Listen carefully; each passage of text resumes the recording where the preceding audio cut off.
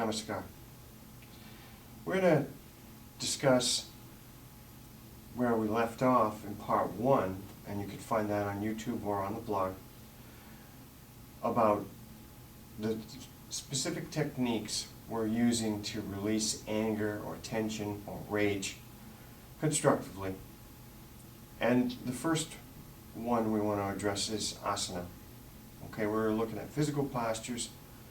Somebody who's athletic, somebody who is very mobile, they're going to probably want to do something where it's flowing. So they're going to want to flow from one posture to the next.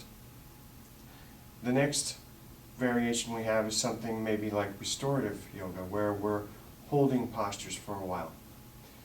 So these are two different methods, but they work depending on personality types and depending on exactly how a person feels about releasing negative energy. For example, if I'm a person who's athletic and I always am used to moving around and very mobile, I'm probably not going to be as happy doing something like restorative yoga, where I'm going to be holding the posture for a while. Maybe I want to let energy out by moving. That's fine. It just depends on who you are and how it addresses your particular personality. Another thing is pranayama. We have dynamic techniques like breath of fire and kundalini, or we have something like 3-part breath, durga pranayama. So you have two different types of breathing that are both effective, but again, for different personality types. Another thing, I believe that you have to move first before you try other methods. So I believe that asana is going to work for you best, personally.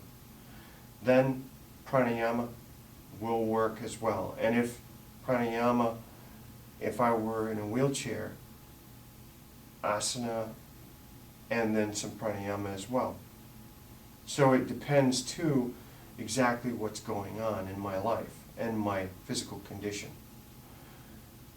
Then, once you've worked with asana and pranayama, you have relaxation techniques.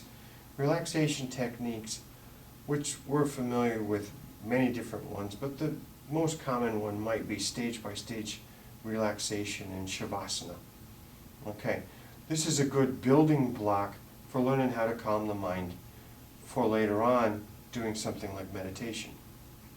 Another one might be mantra, whether it's said out loud or whether it's said only in your mind and never said out loud.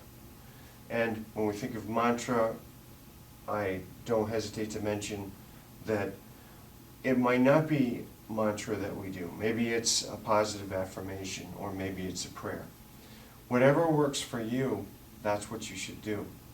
And finally, one thing to mention.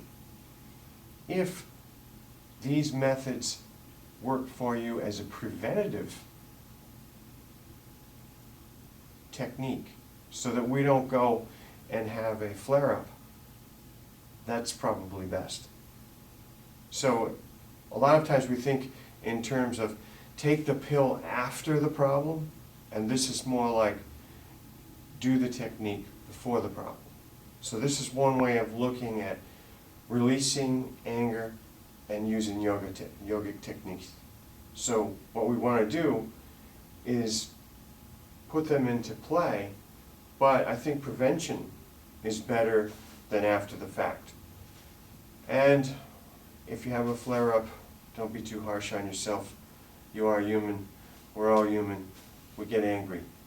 The thing is, if we can keep it under control and realize that for the most part, a lot of us need to not take life so serious and to be able to find constructive ways to use energy and channel it into positive,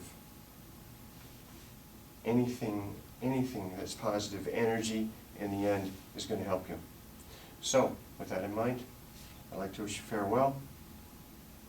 Om Shanti.